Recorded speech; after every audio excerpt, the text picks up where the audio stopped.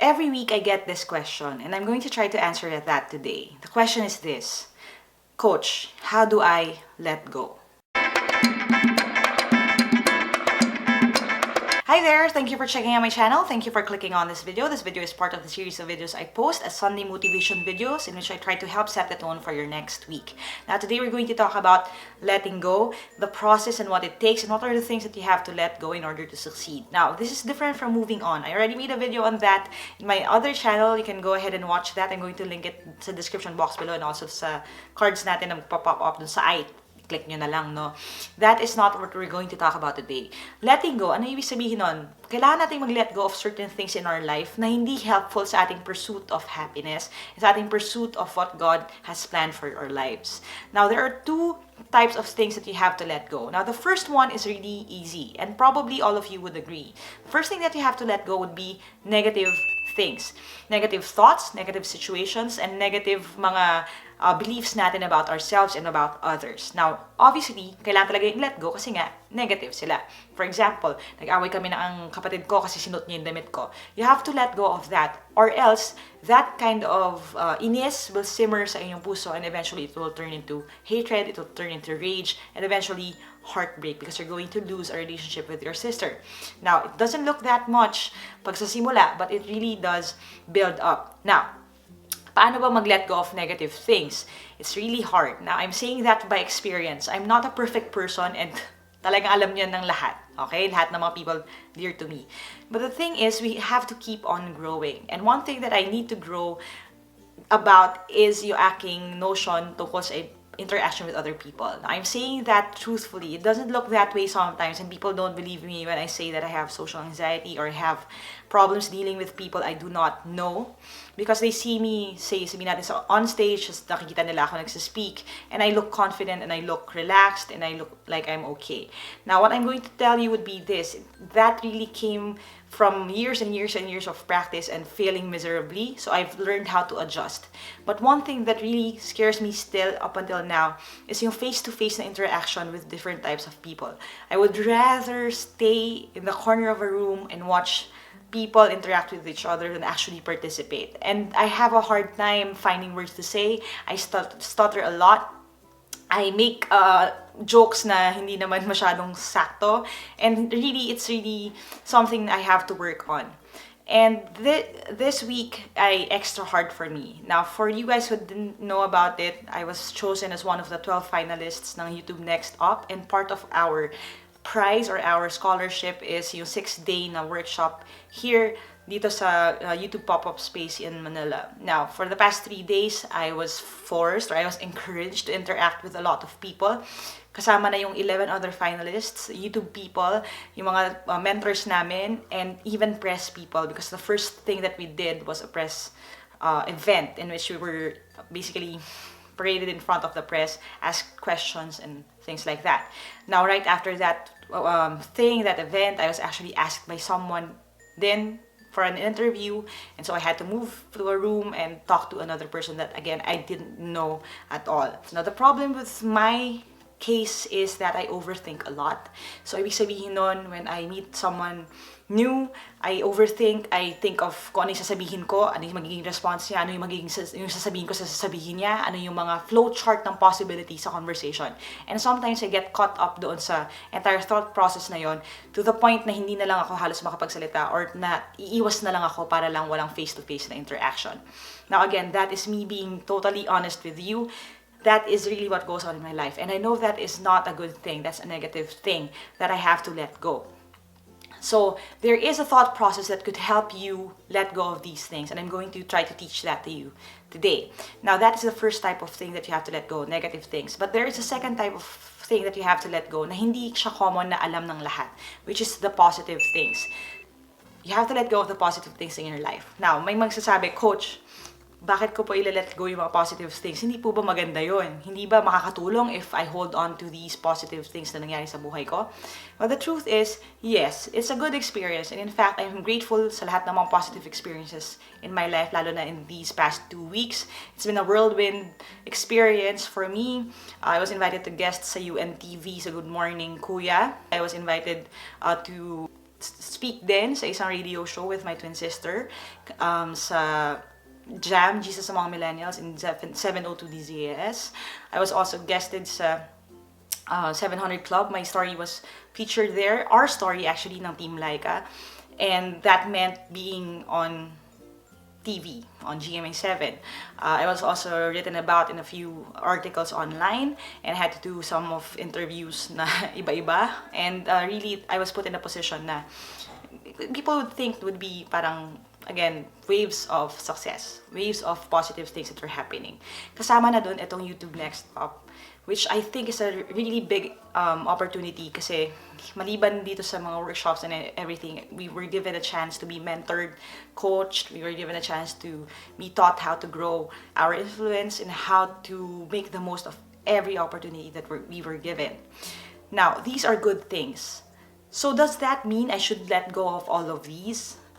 Yes, the answer is yes. Bakit mo kailangan mag-let go of these positive things na nangyari sa buhay mo? Bakit mo kailangan mag-let go of all the successes in your life? Now, I'm not saying that you're not going to appreciate them as they come. In fact, na-appreciate ko talaga siya. To the point na I cry myself to sleep out of joy every night and I wake up really overwhelmed by how blessed I am right now.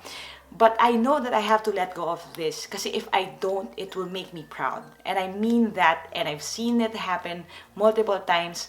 Now, if you brand yourself with the number of successful things that happen in your life, if you tell yourself that the most important things in my life are the things that I did, I accomplished, or I got, all of those recognition, if you wear that as your identity, it is not going to be good for you, okay? It's going to keep you from being the best you can be. So you have to let go of the positives as well.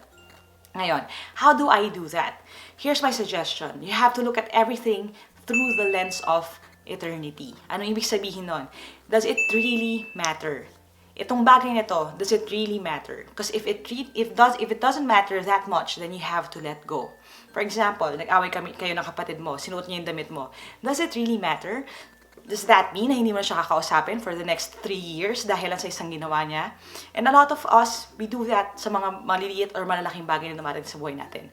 But you have to ask again, does it really matter?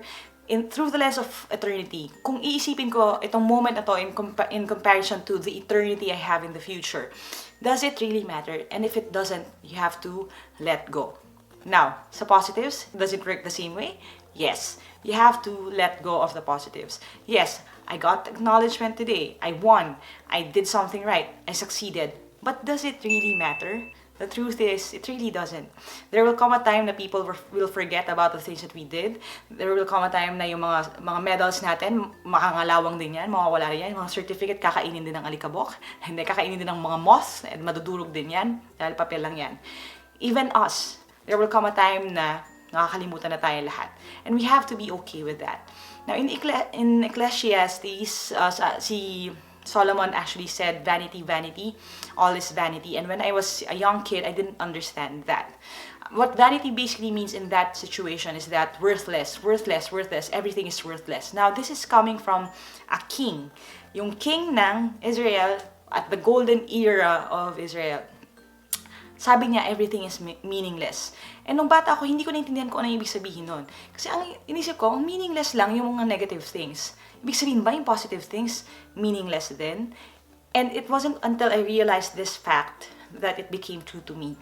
Vanity, vanity, all is vanity, all is meaningless. All of the things that we think are so big of a deal sa buhay natin, that heartbreak that you went through, mawawala rin yan. That is insignificant in the context of eternity.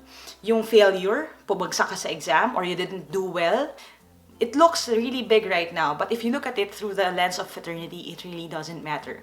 All of your failures, all of your successes, they really don't mean that much in the context of eternity. So, ibig sabihin nun, if you know this, it will be easier for you to let go of the things na unimportant. Now, again, in this entire situation, I've relearned the importance of letting go. Because one thing I realized is that all of the people naman, okay, we are here living our lives, we are doing the best that we could with what we were given, and we are too busy rin trying to make something out of our life to worry about what's going on sa nangyayari sa ibang tao.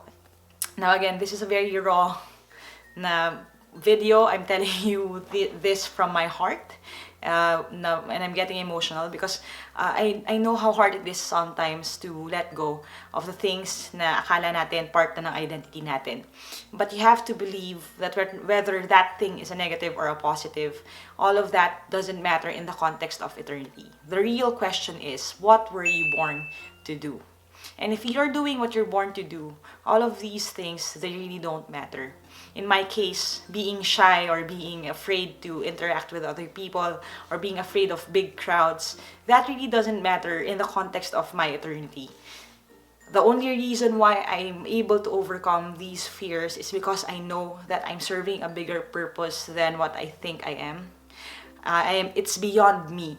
This team, this entire channel, and what I'm doing here has transcended what it started out as. It started out as a way for me to help out, a way for me to maybe feel a little bit better about topping the civil service exam, even though I didn't study and I didn't deserve it, and a lot of other people deserved it better than me. Sorry.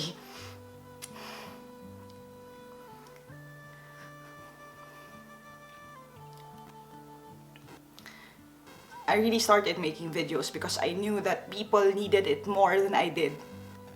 And God blessed me with so much that I didn't know how to give back. And the only way that I knew how to do it is to help other people.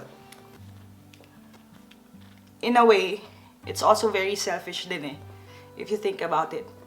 I did it because I wanted to feel better. I wanted to feel like God didn't make a mistake in giving me that blessing.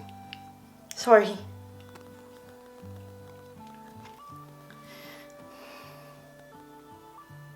And it was very personal.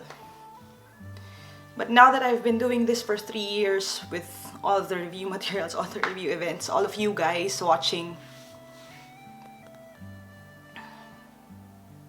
and this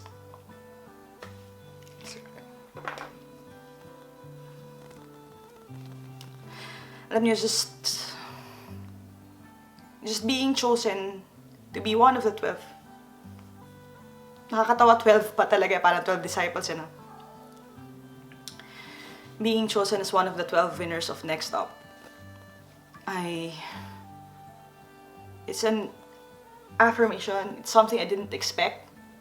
You know what, honestly, out of the 12, I have the lowest number of subscribers. They have 70,000, 25, 40, 100 plus thousand subscribers. I only have a measly, 13,000 right now. And going into this, I was thinking, maybe I didn't deserve it. And one thing rin na helped me overcome it is understanding that what I do, this is beyond me now. And all of the things that I worry about, all of my fears, they're not that important. They're not that important because there are always people out there that I can help. And you guys are more important than my fears, than my anxieties, than my worries, than my insecurities. Na hindi ako dapat magpatalo sa kaba or sa takot ko. If it can help you more na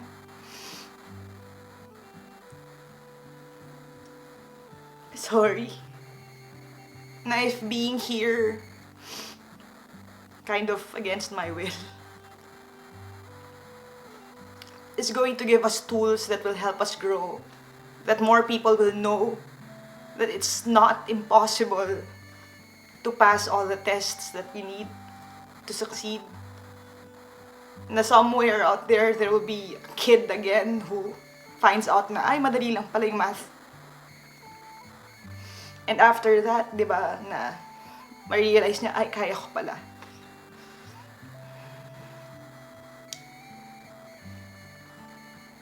Putting myself through this is worth that.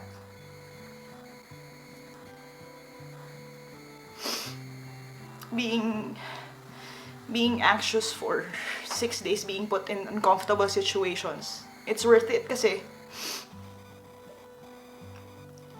it could help us grow. It could help more people know na kaya nila to reach their dreams. And really, that's it eh. Yun yung entire concept ng letting go. You have to let go of the things that didn't matter because you have to fulfill kung ano yung purpose mo. And this is it. My purpose is to teach and reach people. Make people believe that they can do it. Make people believe that nothing is impossible. So it's more than me. Now, I don't know how I'm going to edit this this video, but I hope I still made my point. I hope you still understand what I'm trying to say. Whatever your hang-ups are, whatever your insecurities are, whatever your past is, you have to let go of it talaga. Kasi there are better things na parating. There are things na kailangan ninyo magkaroon ng space for in your life. And that is the way for you to grow, for you to succeed, for you to help other people too. I'm going to have to end this video kasi I'm losing it. But I hope that you were encouraged today. Now, in your next week, think on those things. When things happen, na late ka or nagalit si boss, does it really matter in the context of eternity? Or is it just one day? If you get recognition, does it really matter that much? Or is it just something that would help you work even better, di ba? Would encourage you to keep at it. Let go. You have to let go.